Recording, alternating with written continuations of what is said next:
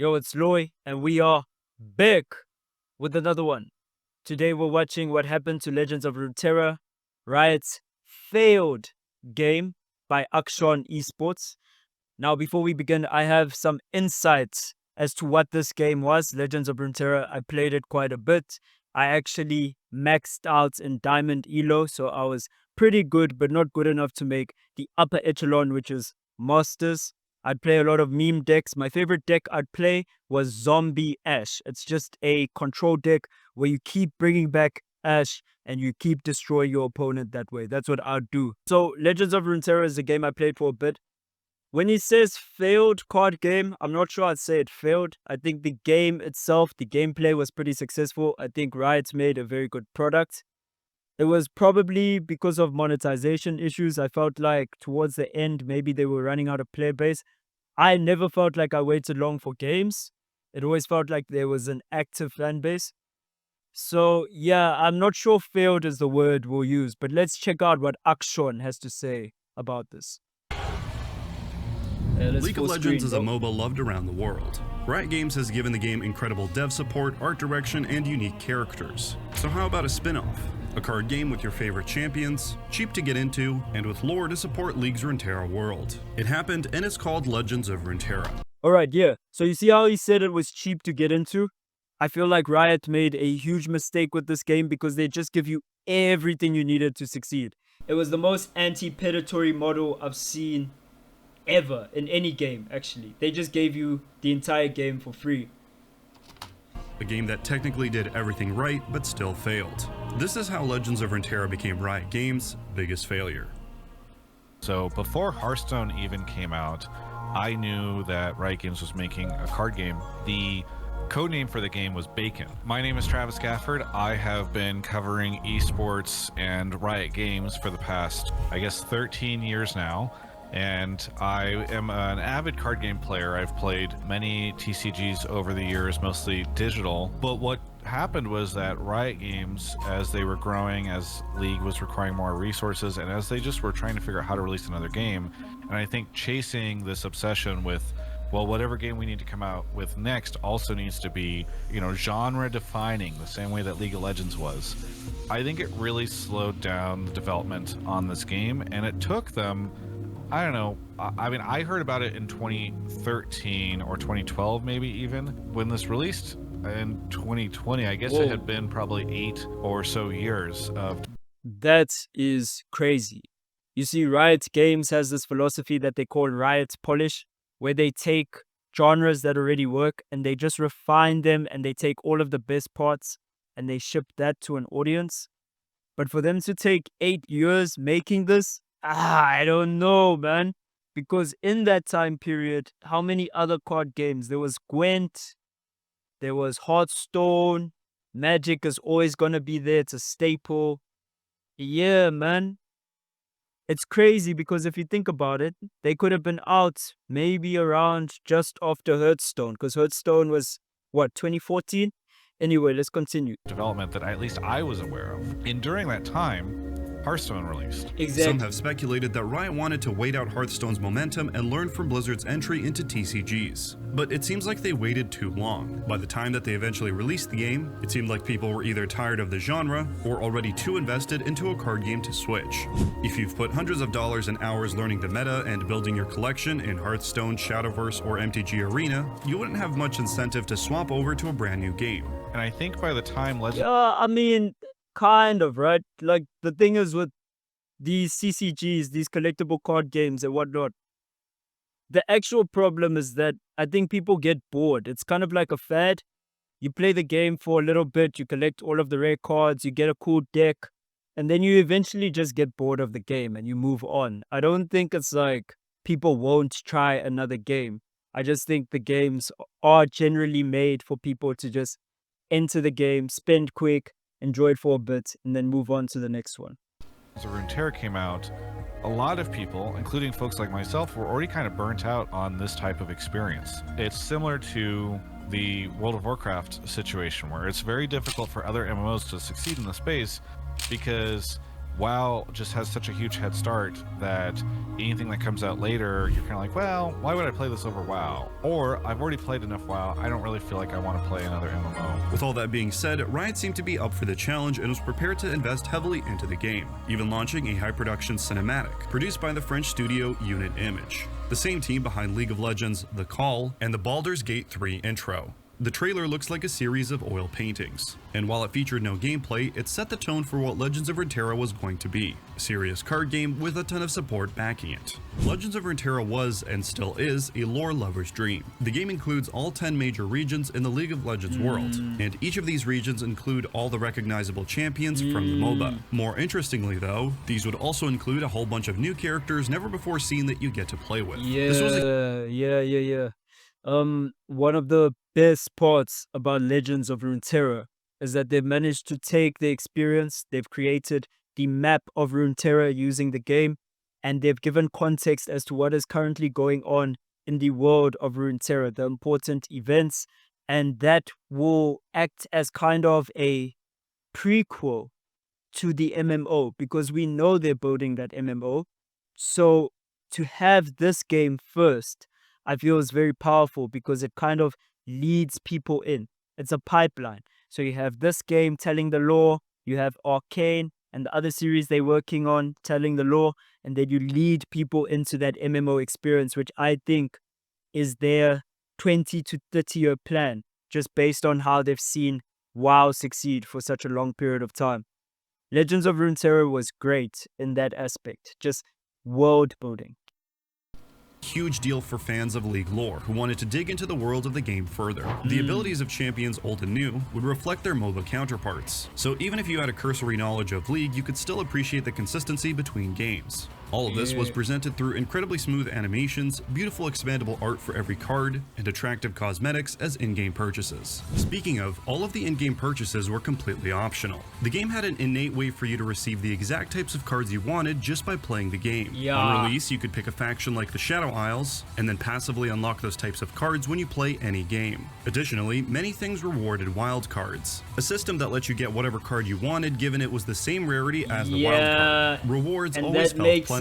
That makes it hard to make money. And never drip fed, and there was always a clear, relatively easy path to make your next deck. This system was objectively incredibly generous. Mark Merrill, CFO and co-founder of Riot, talked about it during a State of the Game update earlier in 2024. Part of the the thesis and opportunity that really excited us as players was the fact that, in a lot of CCGs, one of the things we all love to do was build decks. And so we wanted to have a business model that would...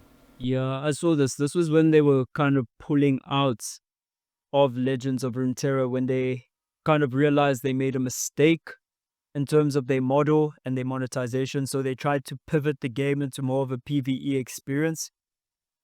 Yeah, I think what killed them was more that all of the creators who were playing. So I think Grappler was playing it. I think Mogwai. There were some other guys. I don't want to remember everyone. I think Sunny's a guy. But yeah, bro, they stopped. A lot of them stopped playing. A lot of creators just gave up on the game because the PvP experience was being dumped. So it kind of killed the purpose of the game. It was incredibly generous to players that enabled people to have a lot of cards to then get into that fun experimentation and not feel like I've got to go spend hundreds of dollars in order to go get the cards, even build the decks and figure out, let people try it. Yeah.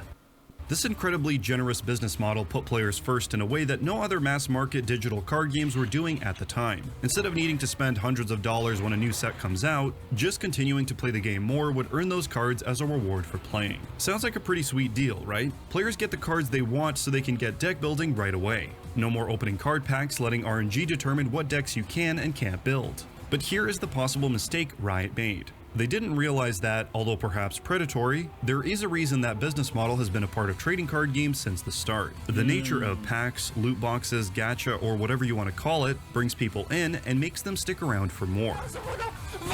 Yes.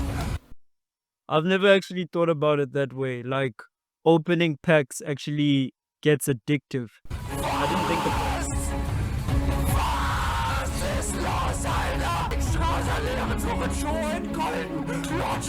Not only do players like it, but viewers like it as well. Many games similar and dissimilar that have these mechanics gain a ton of viewership from streamers opening packs or trying to high roll for a rare cosmetic. Removing those aspects, regardless of what they do to the industry or a player's psyche, was Riot effectively shooting themselves in the foot. Now imagine this.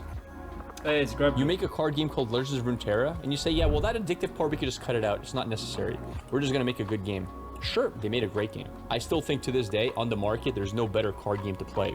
The playing of Runeterra is amazing, but they have that entire addictive part of the game, which is freaking awesome and fun and exciting to collect cards, and they said we don't need it. Riot tried to apply the same business model that they had used with League of Legends. They created a free-to-play game that would survive and make money off of players purchasing non-gameplay impacting cosmetics. So naturally, they'd want to replicate the success of another League strategy, Esports. Blizzard had tried to make esports work for Hearthstone, but despite modest success, it never... But it works. It worked though. I don't think this was their model failing. Like, I saw a bunch of people actually buy the cosmetics. I think the model worked. I just think as a genre itself, card games don't really have guap. Or am I tripping? Someone let me know. Does Yu-Gi-Oh have guap? Does Magic have mad guap? And I mean, I'm talking about the newer games, the ones which haven't had time to establish themselves. I think Hearthstone with WoW might be the only one. But again, it's Blizzard monetization model versus Riot's monetization model. Like, maybe Riot could have been more aggressive if they wanted to make money off of this. But I think surely they happy just storytelling in Legends of Runeterra. Surely that was a goal that they set as well. never really reached the heights that other mass-market esports did. But people thought that if it was anyone, it would be Riot to succeed where other developers failed, and actually build a thriving, massively popular esports scene around a card game. However, But I mean, Hearthstone had a big base. Legends of Runeterra's player base never got large enough to successfully fan the flames of a thriving esports scene. Although they had multiple Worlds events and qualifiers, for one reason or another, these events were all held remotely and failed to reach the same viewership highs that games like League and Dota had. Despite all of Riot's best efforts, they couldn't solve the big issue that plagues TCG viewership: the barrier of entry to watch and understand what's going on. Card games are hard to spectate for a casual player, who doesn't have the requisite game knowledge of each card and their abilities. Anything exciting that does happen requires a ton of information to really fully appreciate, which is something that other popular esports usually don't have problems with. So in the end, only Runeterra players watched Runeterra tournaments, and the ceiling for viewership and esports growth became capped from the start.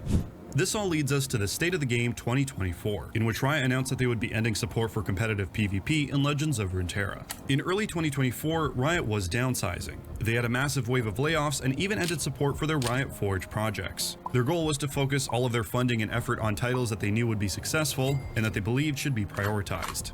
Legends of Runeterra did not meet the criteria. But we Yeah, I remember this. It was kind of a culling of the company's side projects to focus on the big things that they're doing, which does imply that there are very big games that they are working on. I know they're working on 2XKO, the fighting game.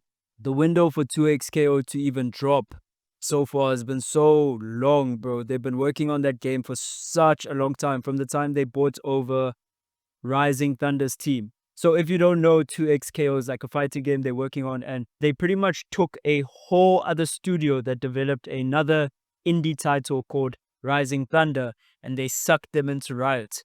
But that was like in 2016 or something, and yeah, they're still developing 9 years later. could sort of, never really get the formula right. We were always spending a lot more money investing in the game and supporting the community than the game was bringing in. And so essentially being Is it controversial to say that Riot actually takes a very long time to get games done that maybe shouldn't take as long as they do? I get that they want to like focus on interesting gameplay and make it addictive, but it really takes them long to get projects out. I mean, 8 years for a card game, bro.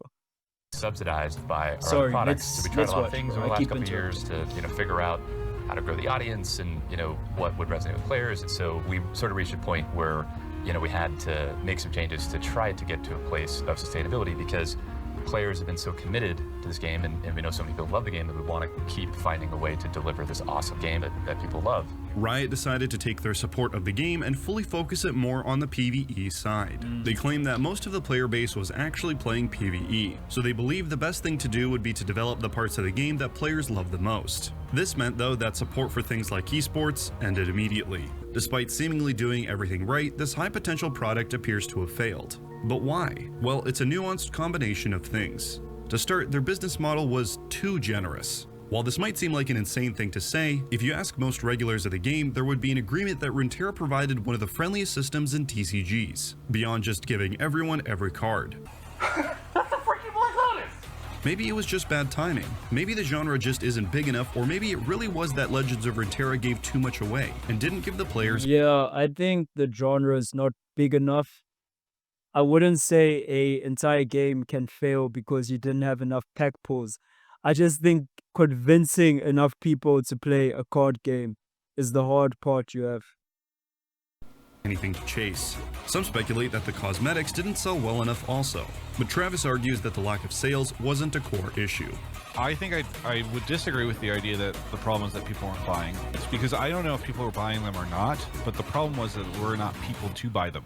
I think that the biggest issue Legends of Runeterra faced was a player base issue. Yeah. Because TFT has stuck around, been a massive success, and eventually they figured out the monetization issue, or maybe they're still working on developing it. But like for a long time, TFT was like, I think you could buy some very basic cosmetics for it or whatever. But the game was so successful that there was never any doubt about whether or not Riot should continue to invest into it or like what the deal should be with it. I've always wondered why they haven't used the teamfight tactics sets to storytell. You know, for me, I hope that Riot realizes that they need to balance their desire to take a long time and be thoughtful about what a game could be, etc., with the need to move on a space before it starts to get stale. I love and find it so funny that TFT came out right around the same time as Legends of Runeterra and is massively successful, and so much so that I don't think Riot does a good job of even explaining how successful TFT is. I think the one time was when I interviewed John Needham and he said it was the biggest strategy game in the world.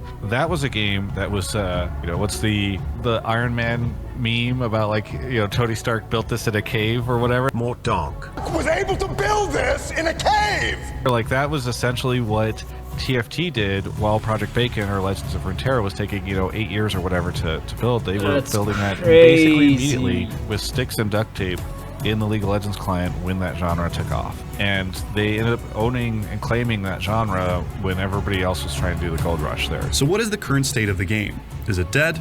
Well, not really. The game has now shifted from its PvP focus to more of a roguelike deck building game. But its systems were never a problem to start. Even if it wasn't your jam, the lore within is still as full as ever. And if anything, the game has plenty of story-rich elements for those interested in the setting. Hopefully, even with the few players remaining and lowered support from Riot overall, the game can continue to slowly improve.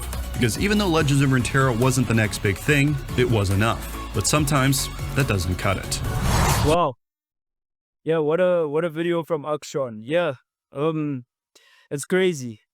It was a great game, dude. Legends of Runeterra is goated in my opinion.